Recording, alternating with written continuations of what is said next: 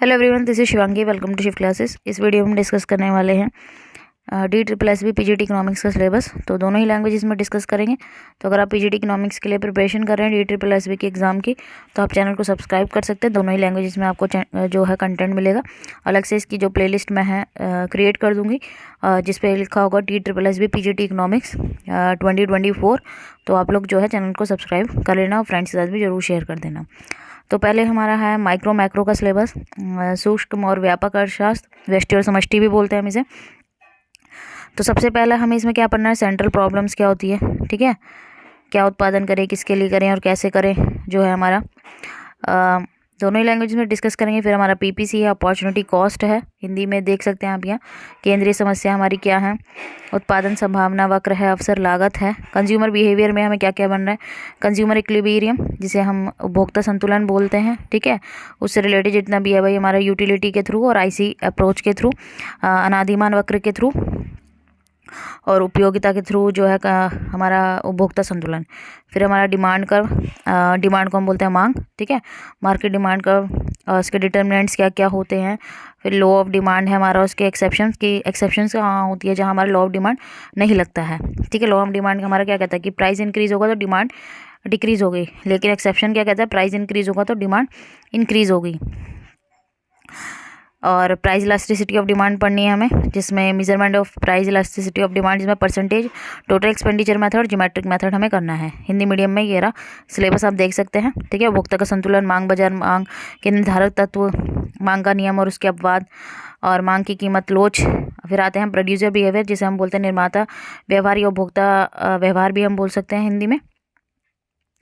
तो एजेंट कौन कौन से थे, प्रोडक्शन के प्रोडक्शन फंक्शन क्या है, कॉस्ट रेवेन्यू, भाई इनके जितने भी कॉस्ट रेवेन्यू के कर्व हैं वो भी हम करेंगे। आइसोक्वांट क्या है, return to factor, return to scale, supply of market supply, ठीक है, कर्व क्या है, मूवमेंट कैसे होती है सप्लाई कर्व में, मूवमेंट और शिफ्ट, ठीक है, बच्चे कंफ्यूज रहते हैं मूवमेंट और शिफ्ट में, तो ये भी मैं आपको क्लियर करूँगी डिमांड और सप्लाई कर्व दोनों में ही। कॉम्पोनेंट और थ्योरी बतानी डिस्ट्रीब्यूशन की, वेलफेयर इकोनॉमिक्स।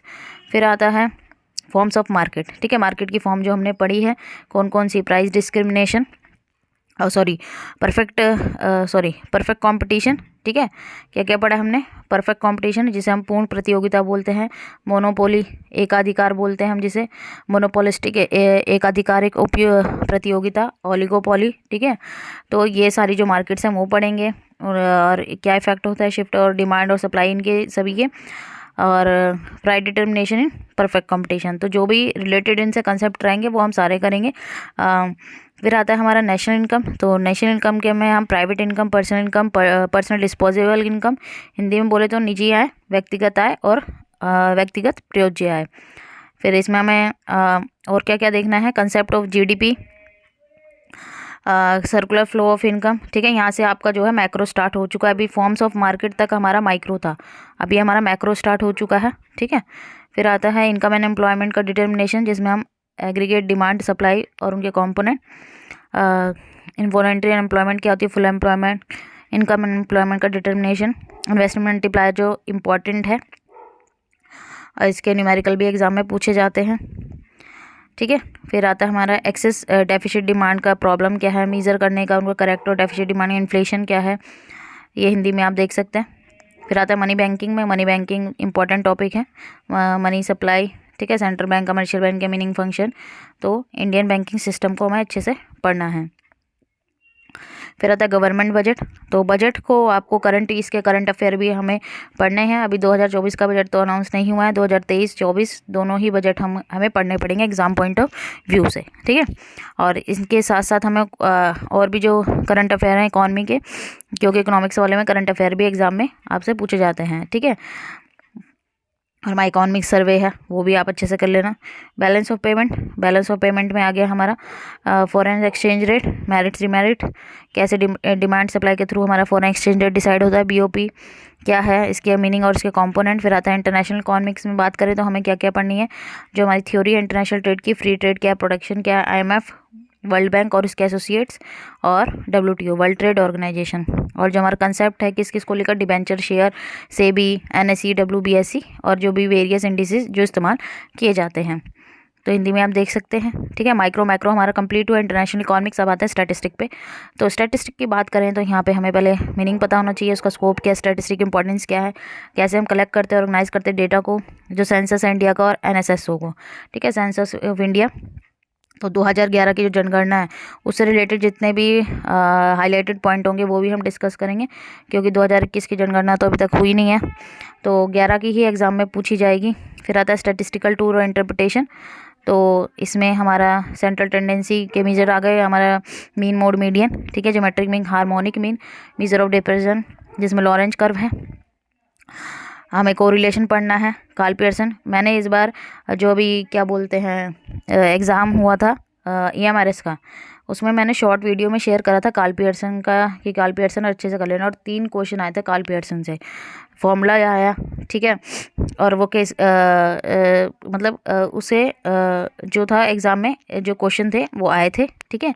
तो आप देख लेना जो इंडेक्स है, ठीक है, फिशर इंडेक्स से जो एग्ज़ाम में क्वेश्चन आए थे, ठीक है, कार्ल पियर्सन फिशर इंडेक्स, तो इन्हें आप अच्छे से कर लेना, ठीक है। वो तो मैं कराऊंगी आप लोग को, सारे इंडेक्स जो भी हैं ये हम लोग एग्ज़ाम में डिस्कस करेंगे। फिर आते हैं डेवलपमेंट पॉलिसी और एक्सपीरियंस, जिसमें हमें इंडियन इकॉनमी की जो कैसी कंडीशन थी जब हमारा देश आज़ाद हो गया था तब, और एग्रीकल्चर, इंडस्ट्रियल, फॉरेन ट्रेड में क्या क्या मेन फीचर है, प्रॉब्लम, पॉलिसी जो भी हैं, कॉमन गोल्स बताने हैं, 5 ईयर प्लान्स भी हमें अच्छे से करना है, क्योंकि किसी भी 5 ईयर प्लान से क्वेश्चन आ सकता है एग्जाम में, उनका ईयर भी पूछा जा सकता है।